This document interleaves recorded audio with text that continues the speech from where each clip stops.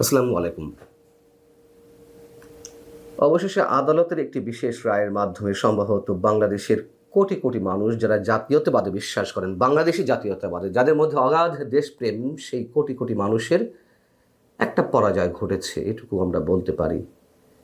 এবং একই সঙ্গে সেনা প্রধানেরও পরাজয় ঘটেছে কিনা, তারেক রহমানেরও পরাজয় ঘটেছে কিনা সে প্রশ্ন উঠতে পারে। সে বিষয়ে আসছি। এই কারণেই বলছি যে চট্টগ্রাম বন্দরের new mooring container terminal NCT পরিচালনার জন্য বিদেশি কোম্পানির সঙ্গে বন্দর কর্তৃপক্ষের একটি চুক্তি প্রক্রিয়া চলছিল। সেই চুক্তি প্রক্রিয়ার বিরুদ্ধে দায়ের করা একটি রিট খারিজ করে দিয়েছে হাইকোর্ট। আমাদের অনেকেরই ধারণা ছিল সম্ভবত রিটের পক্ষেই রায়টি আসবে, যে অন্তর্বর্তী সরকার এটি করতে পারে না। যাই হোক, রিটটি খারিজ করে দেওয়া হয়েছে। মজার বিষয় হচ্ছে যে ইউনূস সরকারের গত 18 মাসের দিন রাত 24 ঘন্টার প্রতিদিনের যে কর্মকাণ্ড, যে বক্তব্য, যে বিবৃতি, তাতে করে এ ধারণা তো এস্টাবলিশড হয়েছে তাদের দাবি অনুযায়ী ফ্যাসিস্ট আওয়ামী লীগ সরকারের সব কিছু অবৈধ। আওয়ামী লীগ সরকার যা করেছে, যা বলেছে, সব অবৈধ। ইতিহাসের যে প্রকৃত অংশটুকু রয়েছে আমাদের, সেটিও পাল্টে দেওয়ার চেষ্টা করা হয়েছে।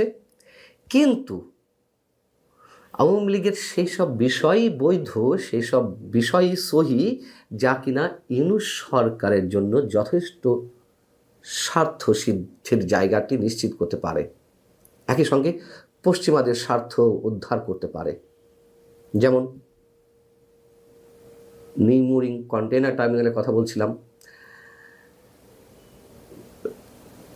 বিষয়টি হচ্ছে যে নিউ মুরিং কন্টেইনার টার্মিনাল পরিচালনার জন্য 2019 সালের 17 ফেব্রুয়ারি সংযুক্ত আরব আমিরাতের অন্যতম বহুজাতিক একটি প্রতিষ্ঠান ডিপি ওয়ার্ল্ডের সঙ্গে সরকারি বেসরকারি অংশীদারিত্বের ভিত্তিতে, অর্থাৎ পিপিপির ভিত্তিতে বা আওতায় একটি সমঝোতা স্মারক হয়।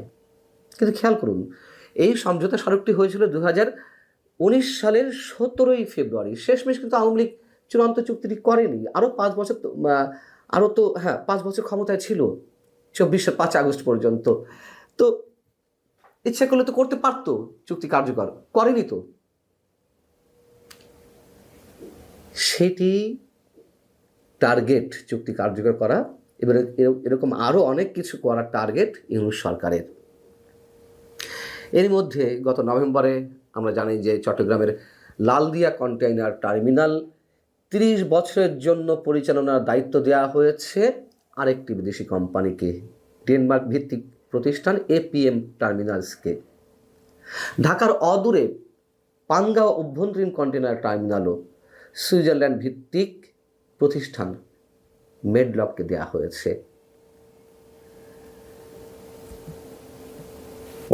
বিষয়টি হচ্ছে যে এই যে ডিপি ওয়ার্ল্ডের সাথে একটি চুক্তি প্রক্রিয়া চলছিল চট্টগ্রাম বন্দর কর্তৃপক্ষের, যখন পানগাঁও অভ্যন্তরীণ টার্মিনাল এবং নিউ মুরিং কন্টেইনার টার্মিনাল এই দুটি সবার বিরোধিতা সত্ত্বেও তাদের সাথে চুক্তি করে ফেলা হলো,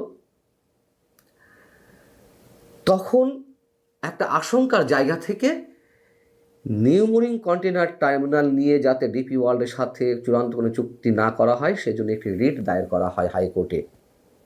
রিটটি করেছিলেন যুব অর্থনীতি সমিতির যুব অর্থনীতিবিদ ফোরামের সভাপতি, এবং সেটি একবার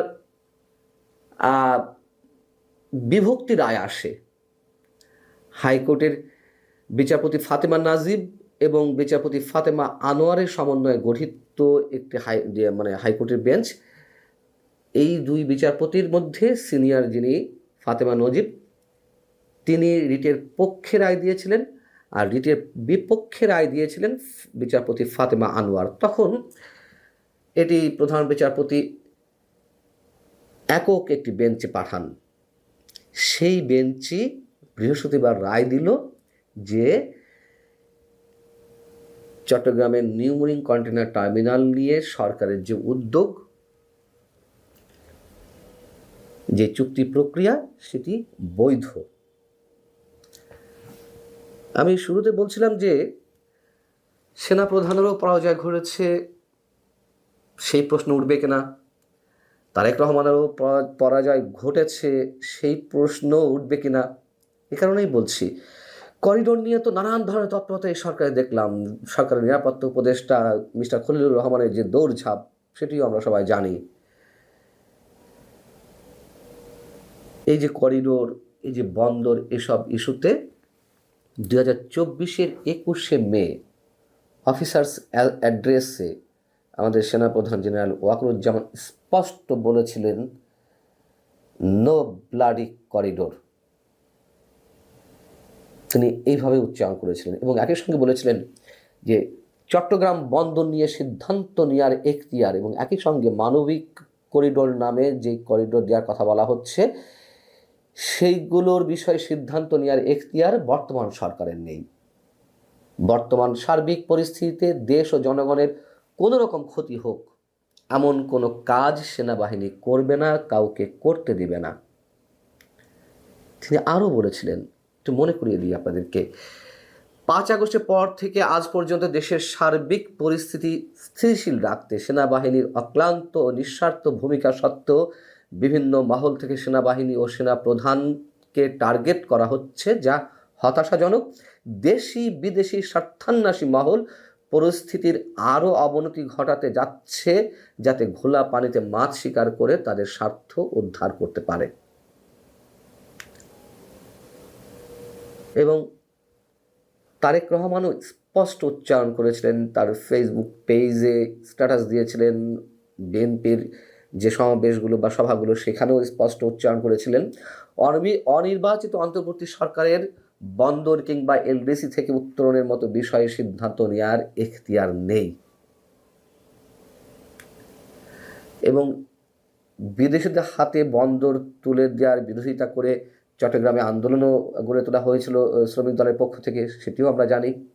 এবং একটা পর্যায়ে এসে আমাদের ধারণা ছিল যে ইউনূস সরকার সম্ভবত পিছু হটছে, করিডোর দিতে পারেনি, বন্দরগুলোর বিষয়ে কোনো সিদ্ধান্ত দেবে না। কিন্তু আমরা দেখলাম 2টি বন্দরের বিষয়ে চুক্তি করে ফেললো, এবং নিউ মেরিন কন্টেনার টার্মিনালের বিষয়েও এখন তাদের কোনো ধরনের কোনো চুক্তি করতে আর কোনো বাধা রইল না। যদিও রিটের আবেদনকারী আইনজীবী হাইকোর্টের কাছে আবেদন করেছে যে নির্বাচন না হওয়া পর্যন্ত এটি স্থগিত রাখা হোক। সেটি কী হবে আমরা জানি না। এবং ইউনূস সরকার তো যা চাচ্ছে তাই হচ্ছে। চুক্তি নিয়ে আপত্তিগুলো কী ছিল, কেন করা যাবে না, অনেকের মধ্যেই প্রশ্নটা উঠতে পারে। আমি খুব সংক্ষেপে 2-3টা বিষয় বলি, অনেক আলোচনা আছে এই নিয়ে।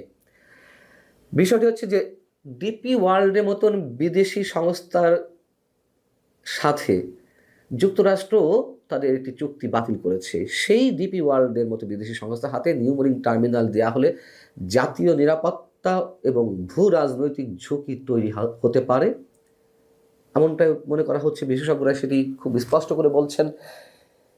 এবং সবচেয়ে বড় যে বিষয়টি, যে নির্বাচনে আছে মাত্র 15 দিনেরও কম সময়, তার আগে এত বড় সিদ্ধান্ত নেওয়া হবে কেন? যে সরকার আসছে কয়েক মাসের জন্য, সেই সরকার 30 বছর চুক্তি করে ফেললো লালদিয়া কন্টেনার টার্মিনাল নিয়ে। এটি এই নিউ মেরিন কন্টেনার টার্মিনাল, এটি নিয়েও নিশ্চয়ই এই ধরনের চুক্তি করবে। তাদের এখতিয়ার আসলেই কি আছে? নেই তো। লালদিয়া টার্মিনালের কারিগরি এবং আর্থিক প্রস্তাব মাত্র 1 দিন মূল্যায়ন করা হয়েছে। 1 দিন মূল্যায়ন করেই 30 বছরের চুক্তি করে ফেলা হয়েছে। এর মধ্যে কি অনেক ধরনের প্রশ্ন উত্থাপিত হয় না? যে পরিমাণ বিনিয়োগ এই যে সুইজারল্যান্ডের কোম্পানি বা ডেনমার্কের কোম্পানিগুলো করবে, এই বিনিয়োগ করার মতো দেশীয় অনেক প্রতিষ্ঠান রয়েছে। যেমন চট্টগ্রামের এই যে এনসিটি যে টার্মিনালটি, সেটি তো এতদিন আমাদের সাইফ পাওয়ারটেক করে আসছিল পরিচালনা। এবং এটি যদি আধুনিকায়ন করতে হয়, সেটির জন্য বিনিয়োগ করতে অনেক কোম্পানি রয়েছে। কেন কেন বিদেশি কোম্পানির সঙ্গেই করতে হবে? এবং বিদেশি কোম্পানিগুলো বিনিয়োগ করলে কি হবে? এই কন্টেনারগুলোতে যে পরিমাণ মাসুল পাওয়া যেত তা আমাদের দেশেই থেকে যেত, এখন একটি অংশ এই বিদেশি কোম্পানিগুলো নিয়ে যাবে এবং বিদেশি কোম্পানিকে ইজারা দেওয়ায় যে ধরনের মানে চুক্তির যে ক্লজগুলো, এগুলো এতটাই দুর্বল যে পরবর্তীতে এইগুলো নিয়ে আন্তর্জাতিক আদালতে যাওয়ার কোনো এখতিয়ার থাকবে না বাংলাদেশের। অথচ এই যে ক্ষণিকের জন্য যে সরকার তারা যা ইচ্ছে তাই করছে, আমরা জানি না তারা ক্ষণিকের জন্য এসেছে নাকি তাদের মেয়াদ আরও দীর্ঘ থেকে দীর্ঘতর হবে, আমরা জানি না। অনেক ধরনের সন্দেহ তো হচ্ছে, কেন নির্বাচনের আগেই বিমানের পরিচালনা পরিষদে সরকারি উপদেষ্টাদের দিতে হবে, নির্বাচন কমিশনের সচিবকেও সেখানে দিতে হবে, যেখানে এত বড় একটা মহাযজ্ঞ হতে যাচ্ছে, একটা সম্ভাবনা রয়েছে।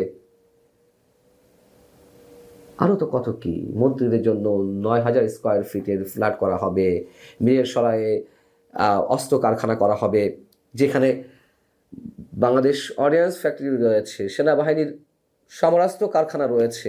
সেইগুলোতে কাঁচামাল এলেই, কাঁচামালের নিশ্চয়তা পেলেই যেই অস্ত্র বা যেই গোলা বারুদ উৎপাদনের কথা বলা হচ্ছে মিরসরাইয়ে, সেগুলো তো আমাদের সশস্ত্র বাহিনীর সমরাস্ত্র কারখানাতেই এগুলো উৎপাদন করা সম্ভব। তারপরেও সব বিদেশি বিনিয়োগ লাগবে, সব বিদেশি কোম্পানিকে ডেকে নিয়ে আসতে হবে, সরকারি উপদেষ্টা পদে কিংবা বিশেষ সহকারীদের পদে সেই বিদেশিদের নিয়ে আসতে হবে, অন্যান্য বিশেষ প্রতিষ্ঠানে বিদেশিদের নিয়োগ দিতে হবে। ইতিহাস কাউকে ক্ষমা করে না, এটি আমরা সবসময় ভুলে যাই। ভালো থাকুন সবাই, আল্লাহ হাফেজ।